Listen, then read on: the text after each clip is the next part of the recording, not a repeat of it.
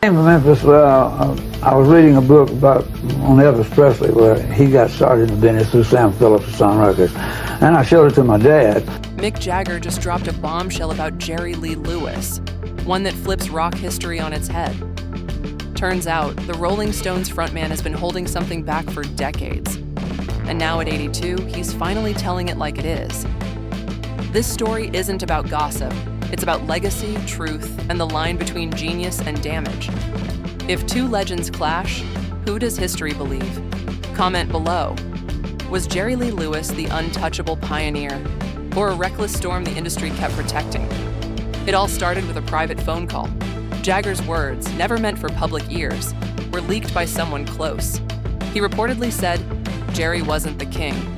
He was the chaos. Short, brutal, honest. Because behind the songs, behind the screams, there were stories that never made the papers. And now they're finally crawling out. We all know the headlines. The child bride, the violent outbursts. But what Jagger hinted at went deeper.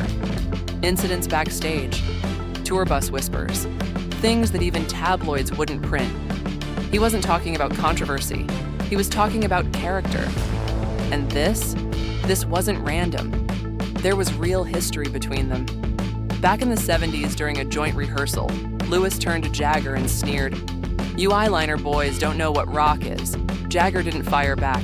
He just walked off stage, and that was it. No handshake, no tour, just Cold War between icons. But Jagger didn't stop there.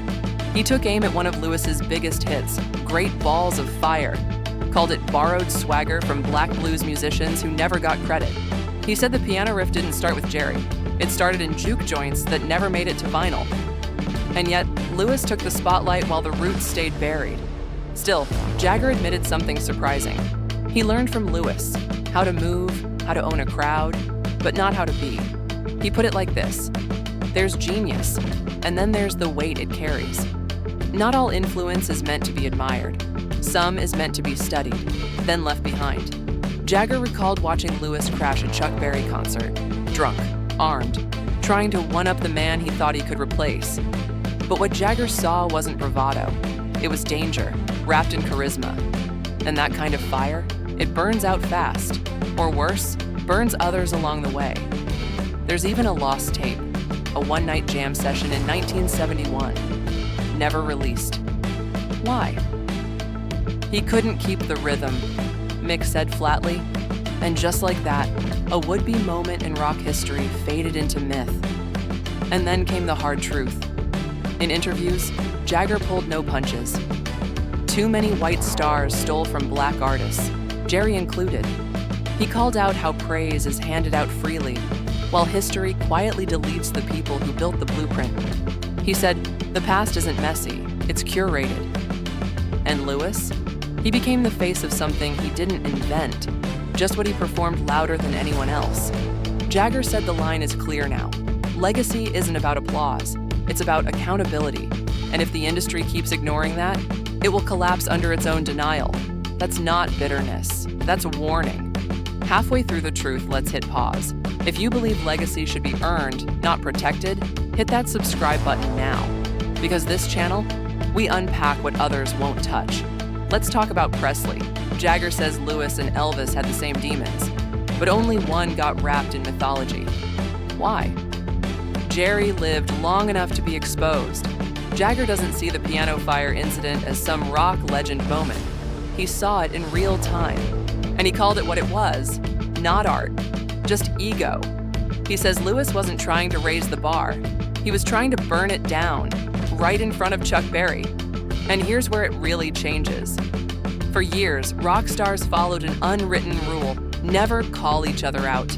But Jagger broke that, and in doing so, he may have just started something. The man who wrote Sympathy for the Devil refuses to excuse real-life devils. Lewis wasn't misunderstood, he was unchecked. That sentence alone might rewrite the way we see rock's golden age. He sees the same patterns today.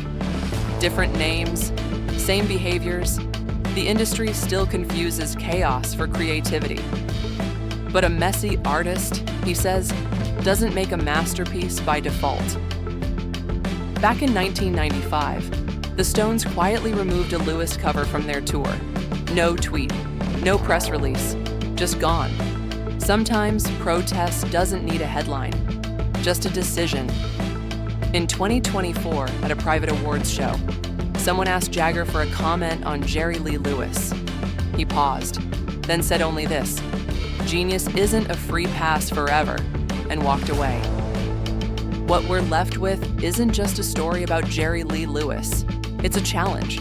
Who do we choose to celebrate? And what do we ignore to keep the music playing? Because legacy isn't a playlist. It's a mirror. And the closer you look, the more you see. Not professional advice. Consult a qualified expert as needed.